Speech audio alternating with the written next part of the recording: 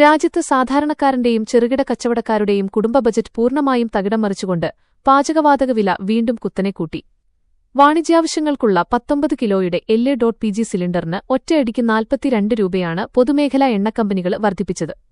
പുതിയ വിലവർദ്ധനവോടെ ഡൽഹിയിൽ വാണിജ്യ സിലിണ്ടറിന്റെ വില 3113.50 രൂപയായി ഉയർന്നു.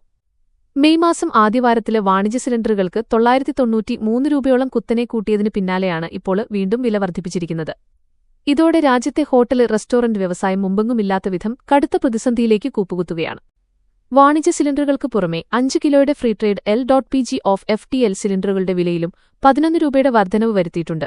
ഇതോടെ 5 കിലോ സിലിണ്ടറിന്റെ വില ഡൽഹിയിൽ 821.50 രൂപയായി.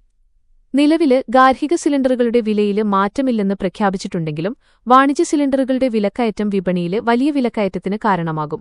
21 ലക്ഷത്തോളം സന്തുഷ്ടരായ ഉപഭോക്താക്കളും 2 ലക്ഷത്തോളം തിമിര ശസ്ത്രക്രിയകളും പൂർത്തിയാക്കിയ മലബാറിലെ ഏക കണ്ണാശുപത്രി Alsalama eye hospital, hospital road, Perinthalmanna. തുടർച്ചയായുണ്ടാകുന്ന ഈ വിലവർദ്ധനവ് ഹോട്ടല് വ്യവസായത്തെ കടുത്ത അനിശ്ചിതത്വത്തിലേക്കാണ് തള്ളിവിടുന്നത്. കോവിഡിന് ശേഷമുള്ള പ്രതിസന്ധികളിൽ നിന്ന് കഷ്ടിച്ച് കരകയറിവന്ന ഹോട്ടല് മേഖലയ്ക്ക് ഈ തീരുമാനം വലിയൊരു പ്രഹരമായി മാറി. പാചകവാതക വില കുതിച്ചുയർന്നതോടെ ഭക്ഷണസാധനങ്ങളുടെ വില വർദ്ധിപ്പിക്കാതെ മുന്നോട്ടു പോകാൻ കഴിയില്ലെന്ന നിലപാടിലാണ് ഹോട്ടലുടമകള്. ഇത് സാധാരണക്കാരായ ഉപഭോക്താക്കളുടെ പോക്കറ്റ് ചോർത്തും. വില കൂട്ടിയാല് ആളുകള് ഹോട്ടലുകളിൽ നിന്ന് അകലുമെന്നും വില കൂട്ടിയില്ലെങ്കില് സ്ഥാപനം പൂട്ടിപ്പോകുമെന്നുമുള്ള ഇരട്ട പ്രതിസന്ധിയിലാണ് വ്യാപാരികള്. പാചകവാതക വിലക്കയറ്റത്തിനൊപ്പം രാജ്യം നേരിടുന്ന മറ്റൊരു വലിയ ഭീഷണിയാണ് വരും ദിവസങ്ങളിൽ ഉണ്ടായേക്കാവുന്ന പാചകവാതക ക്ഷാമം.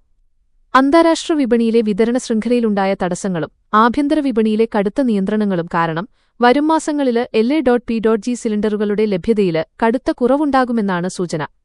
ആവശ്യത്തിന് സിലിണ്ടറുകള് യഥാസമയം വിതരണം ചെയ്യാൻ കഴിയാതെ വന്നാല് അത് ഹോട്ടലുകളുടെ പ്രവർത്തനത്തെ മാത്രമല്ല വരും ദിവസങ്ങളില് ഗാർഹിക മേഖലയെയും ബാധിച്ചേക്കാം. ചൂഷണം ഇത്രമാത്രമായി ഒതുങ്ങുന്നില്ല എന്നതാണ് സാധാരണക്കാരെ ഏറെ ദുരിതത്തിലാക്കുന്നത്. വിപണിയില് പെട്രോള്, ഡീസല് തുടങ്ങിയ ഇന്ധനവില ഇതിനകം തന്നെ ഉയർന്ന നിരക്കിലാണ് തുടരുന്നത്. ഇന്ധനവില കൂടിയതോടെ ചരക്കുകൂലി വർദ്ധിക്കുകയും പച്ചക്കറി ഉൾപ്പെടെയുള്ള നിത്യോപയോഗ സാധനങ്ങളുടെ വില പൊതുവിപണിയില് കുതിച്ചുയരുകയും ചെയ്തു. ഇതിന് തൊട്ടുപിന്നാലെയാണ് സാധാരണക്കാരന്റെ നിത്യജീവിതത്തിലെ ഏറ്റവും അത്യാവശ്യ ഘടകമായ പാലിനും വില വർദ്ധിപ്പിച്ചത്. പാല് വില കൂടിയത് ചായ, കോഫി, ബേക്കറി പലഹാരങ്ങള് എന്നിവയുടെ ഉൽപ്പാദനച്ചെലവ് വീണ്ടും കൂട്ടി. പെട്രോളും ഡീസലും പാചകവാതകവും പാലും ഒരുപോലെ വില കയറുമ്പോൾ തകരുന്നത് സാധാരണക്കാരുടെ നടുവൊടിയുന്ന അവസ്ഥയാണ്.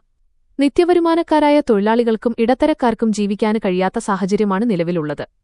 ഹോട്ടല് ഭക്ഷണം കഴിക്കുന്ന സാധാരണക്കാരായ ജീവനക്കാര്, വിദ്യാർത്ഥികള്, IT ജീവനക്കാര് എന്നിവരെയെല്ലാം ഭക്ഷണവിലയിലുണ്ടാകുന്ന മാറ്റം നേരിട്ട് ബാധിക്കും. ചായയ്ക്കും ഊണിനും ലഘുഭക്ഷണങ്ങൾക്കും വരും ദിവസങ്ങളില് വില കൂട്ടാന് ഹോട്ടലുടമകള് നിർബന്ധിതരാകും. ഇന്ധനവില ഉയർന്നുതന്നെ നിൽക്കുന്ന സാഹചര്യത്തില് പാചകവാതകത്തിന് വീണ്ടും വില കൂട്ടിയ എണ്ണക്കമ്പനികളുടെ നടപടിക്കെതിരെ രാജ്യവ്യാപകമായി കടുത്ത പ്രതിഷേധമാണ് ഉയരുന്നത്. അശാസ്ത്രീയമായ വിലനിർണ്ണയ രീതിയാണ് കമ്പനികൾ തുടരുന്നതെന്നും സബ്സിഡികൾ വെട്ടിക്കുറച്ചതും വാണിജ്യ സിലിണ്ടറുകളെ അമിതമായി ആശ്രയിക്കുന്ന ചെറുകിട വ്യാപാരികളെ ദ്രോഹിക്കുന്നതുമാണെന്ന് വ്യാപാരി വ്യവസായി സംഘടനകൾ ആരോപിക്കുന്നു. വിലക്കയറ്റം നിയന്ത്രിക്കാൻ കേന്ദ്ര സംസ്ഥാന സർക്കാരുകൾ അടിയന്തരമായി ഇടപെടണമെന്ന ആവശ്യവും ശക്തമാണ്. വാണിജ്യ സിലിണ്ടറുകളുടെ നികുതി ഘടനയില് ഇളവ് വരുത്തുകയോ ഹോട്ടല് വ്യവസായത്തിന് പ്രത്യേക പാക്കേജുകള് അനുവദിക്കുകയോ ചെയ്യാത്ത പക്ഷം ലക്ഷക്കണക്കിന് തൊഴിലാളികള് ജോലി ചെയ്യുന്ന ഈ മേഖല വലിയ തൊഴിലില്ലായ്മയിലേക്ക് നീങ്ങുമെന്നാണ് വിലയിരുത്തല്. വരും ദിവസങ്ങളില് ഹോട്ടല് ഭക്ഷണവില പുതുക്കി നിശ്ചയിക്കുന്നത് സംബന്ധിച്ച് ഹോട്ടലുടമകളുടെ സംഘടനകള് അടിയന്തര യോഗം വിളിച്ചു ചേർത്തിട്ടുണ്ട്.